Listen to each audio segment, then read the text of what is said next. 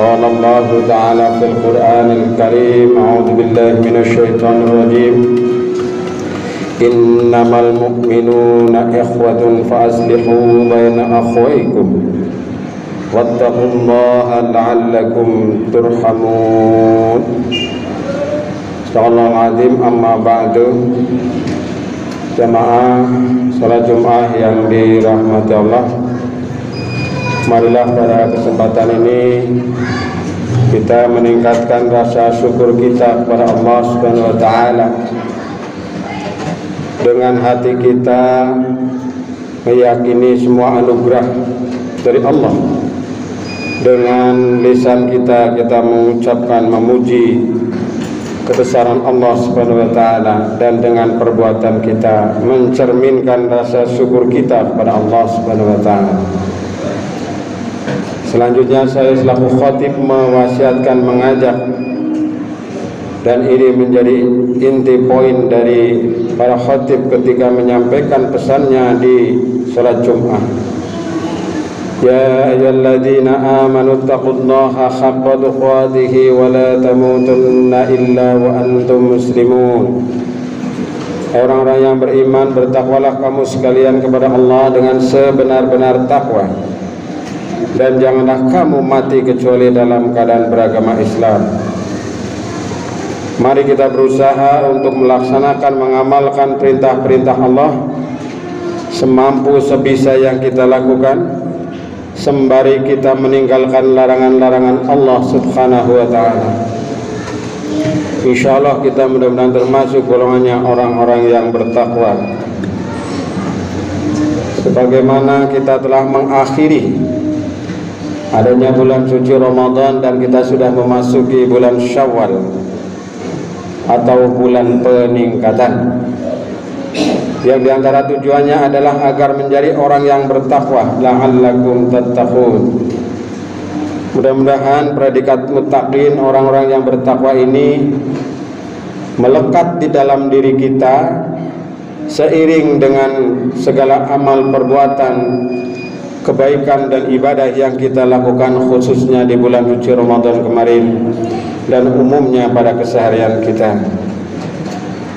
Jemaah yang dirahmati Allah, momentum Idul Fitri adalah momentum yang sangat bagus untuk menggalang persatuan, untuk menggalang ukhuwah Islamiyah. Karena kita dipesankan oleh Allah Subhanahu wa taala di dalam surat Al-Hujurat ayat 10 yang saya bacakan di awal khutbah tadi. Sesungguhnya orang-orang mukmin adalah bersaudara. Oleh karena itu damaikanlah antara dua saudaramu dan bertakwalah kepada Allah supaya kamu mendapat rahmat. Pesan dari surat Al-Hujurat ayat 10 ini antara lain yang pertama, orang mukmin adalah kita semua bersaudara. Hendaknya kita merasa saudara-saudara kita yang sesama iman dalam naungan Islam adalah bersaudara. Kemudian yang kedua, hendaklah kita mendamaikan apabila ada saudara-saudara kita yang bertikai, yang berselisih, atau yang saling baku hantam dan seterusnya. Maka tugas kita adalah untuk mendamaikan saudara-saudara kita yang bertikai, berselisih, bermusuhan. Kemudian yang ketiga adalah perintah Allah kepada kita, wattaqullah, agar kita bertakwa kepada Allah Subhanahu wa taala.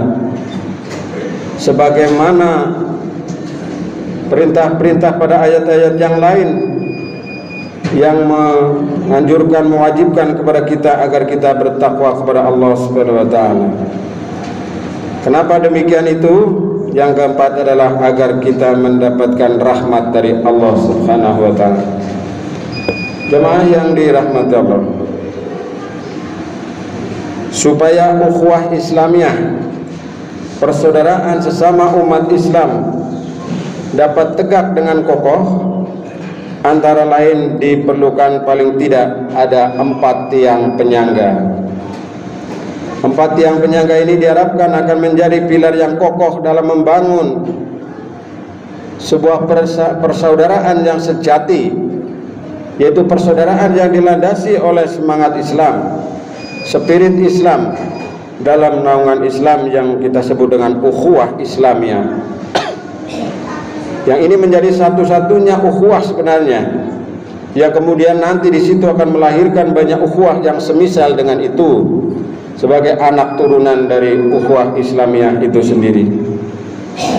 Keempat penyangga itu, yang pertama adalah ta'aruf, saling kenal mengenal.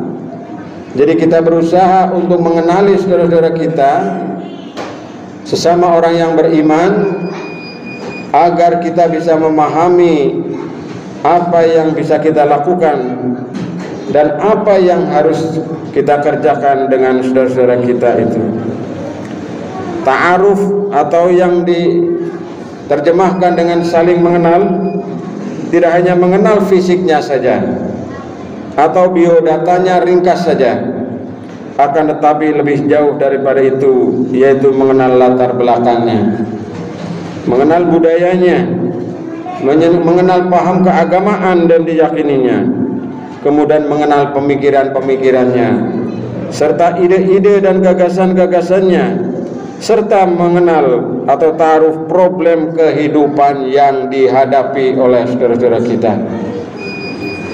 Jadi istilahnya kita membuat peta, membuat semacam survei agar kita lebih mengenal terhadap kebutuhan saudara-saudara kita dalam rangka kita membangun sebuah persaudaraan yang sejati yang tadi saya sampaikan, yaitu ukhuwah Islamiyah. Kemudian yang kedua adalah tafahum, saling memahami terhadap kelebihan dan kekurangan, kekuatan dan kelemahan masing-masing, sehingga segala macam bentuk kesalahan dapat dihindari, dapat dijauhi. Setelah kita mengenal secara sekilas mengenai perspektif orang-orang yang dalam lingkup persaudaraan sesama umat Islam, ukhuwah Islamiyah itu, hendaklah kita memahami kelebihan dan kekurangan. Harus kita yakini bahwa setiap manusia itu pasti punya kelebihan. Setiap manusia. Akan tetapi setiap manusia juga pasti memiliki kekurangan. Maka dari itu tugas kita adalah membuat semacam pemahaman, tafahum terhadap saudara-saudara kita, agar kita bisa mengimplementasikan ukhuwah Islamiyah dalam bentuk yang lebih nyata dan yang lebih substansional. Kemudian yang ketiga adalah ta'awun, saling tolong menolong, saling menolong di antara satu saudara dengan yang lain. Karena ini adalah di antara jalan upaya utama kita untuk membangun persaudaraan yang sejati, yaitu saling menolong di antara satu dengan yang lain. Yang kuat menolong yang lemah, yang mempunyai kelebihan menolong yang kekurangan, dan seterusnya dan seterusnya. Wa ta'awanu 'alal birri wat taqwa wa la ta'awanu 'alal ismi wal 'udwan. Dan tolong menolonglah kamu dalam hal kebaikan dan takwa, dan kamu jangan tolong menolong dalam perbuatan keji dan permusuhan. Maka spirit semangat ta'awun hendaknya kita tanamkan mulai dari yang paling kecil di lingkupan keluarga kita, keluarga kecil, keluarga besar, kemudian secara umum kita bekerja sama antara satu elemen masyarakat dalam naungan cahaya iman. Inilah yang ketiga yang sangat penting untuk bisa kita kerjakan, yaitu kita membangun semangat untuk bekerja sama satu dengan yang lain. Kemudian yang keempat adalah takaful, yaitu saling memberikan jaminan sehingga menimbulkan rasa aman. Tidak ada rasa kekhawatiran dan kecemasan dalam menghadapi hidup ini, karena ada jaminan sesama saudara untuk memberikan pertolongan. Jadi dalam hidup dan kehidupan ini kita tidak lepas dari ketergantungan kepada orang lain. Walaupun secara substansi, secara hakiki, sehingga tidak ada kekhawatiran, tidak ada intimidasi, tidak ada ancaman, bahkan merasa tidak aman dengan saudara-saudara kita. Maka orang-orang yang beriman itu adalah orang yang dengan lisan dan perbuatannya itu memberikan rasa aman kepada saudara-saudaranya. Maka dengan keempat yang persaudaraan yang pokok ini, insya Allah mudah-mudahan umat Islam akan saling mencintai, akan menjadi saling bahu-membahu, tolong-menolong dalam menjalani dan menghadapi tantangan kehidupan yang semakin berat. Bahkan mereka sudah seperti satu batang tubuh, yang satu menguatkan dengan yang lain. Maka Rasulullah SAW menggambarkan persaudaraan di antara satu orang Islam dengan yang lain dalam sebuah hadis riwayat Bukhari Muslim. Al-mu'minu lil mu'mini kal bunyan yasuddu ba'duhum ba'da. Orang mukmin yang satu dengan orang mukmin yang lainnya bagaikan sebuah bangunan yang saling menguatkan antara satu bagian dengan bagian yang lain. Hadis riwayat Bukhari Muslim.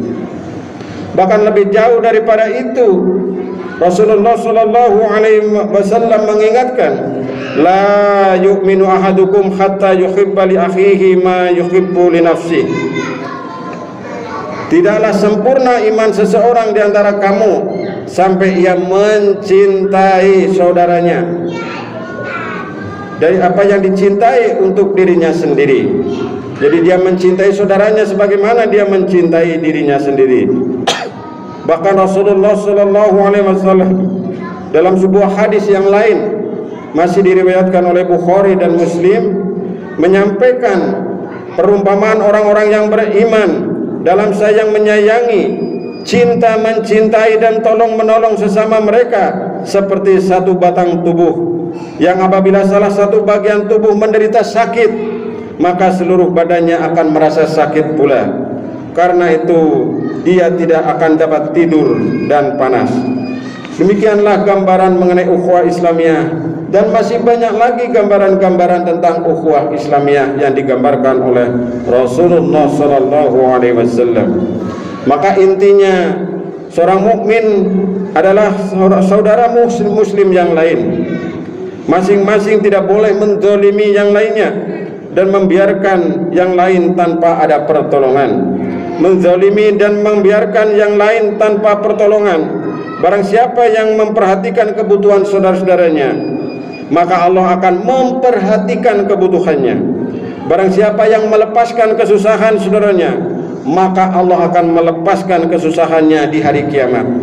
Dan barang siapa menutup celah seorang mukmin, maka Allah akan menutup celahnya pada hari kiamat. Hadis riwayat Bukhari dan Muslim. Maka di antara upaya kita untuk menjaga persaudaraan dinasihatkan oleh Allah Subhanahu wa taala dalam surat Al-Hujurat ayat 11. Hei orang-orang yang beriman, janganlah suatu kaum mengolok-olokkan kaum yang satu dengan yang lain. Boleh jadi mereka yang diolok-olokkan lebih baik dari mereka yang mengolok-olok. Dan janganlah pula wanita-wanita mengolok-olokkan wanita yang lain. Boleh jadi wanita yang diperolok-olokkan itu lebih baik daripada wanita yang mengolok-olokkan. Dan janganlah kamu mencela dirimu sendiri, dan janganlah kamu memanggil dengan gelar panggilan yang buruk. Seburuk-buruk panggilan ialah panggilan yang buruk sesudah iman. Dan barang siapa yang tidak bertobat, maka sesungguhnya mereka itu adalah orang-orang yang zalim. Al-Quran terjemah surat Al-Hujurat ayat 11. Maka Rasulullah SAW juga mencontohkan bagaimana menjalin persaudaraan yang utama, yang sejati di antara sesama umat Islam, di antara para sahabat dan seterusnya dan seterusnya. Ada 6 sikap yang perbuatan yang dilarang oleh Allah Subhanahu wa taala pada ayat di surat Al-Hujurat ayat 11 dan ayat 12. Yang pertama, mengolok-olokkan orang lain, baik laki-laki maupun perempuan, dengan kata-kata ataupun dengan gerak-gerik yang menimbulkan sakit hati dan permusuhan. 2. Mencaci orang lain dengan kata-kata yang menyakitkan dan menghina. Ini tentu dilarang oleh agama, dilarang dalam Al-Quran surat Al-Hujurat ayat 11 dan 12 ini. Yang ketiga, memanggil orang lain dengan gelar, dengan panggilan yang tidak dia sukai, dengan panggilan yang jelek, yang buruk, bahkan menyakitkan dan menghina. Yang keempat, berburuk sangka atau suudzon kepada orang lain. Tentu ini hendaknya dijauhi. Dan yang kelima, mencari-cari kesalahan orang lain. Kita tidak usahlah mencari kesalahan, aib orang lain, tapi hendaknya kita mencari kesalahan diri sendiri. Dan yang keenam adalah menggunjing atau ngerasani atau ghibah antara satu dengan yang lain. Inilah jamaah sekalian, sebagai upaya kita untuk menjaga stabilitas ukhuwah Islamiyah kita di dalam diri kita, di dalam keluarga kita, di dalam masyarakat kita. Semoga Allah Subhanahu wa taala memudahkan langkah kita untuk membangun sebuah persaudaraan yang sejati di bidang ukhuwah Islamiyah sehingga memperoleh kebahagiaan di dunia dan di akhirat. Barakallahu li wa lakum fil Qur'anil azim wa nafa'ani wa iyyakum bima fi minal ayati wa dzikril hakim. Aqulu qawli hadza astaghfirullahal azim innahu huwal ghafurur rahim.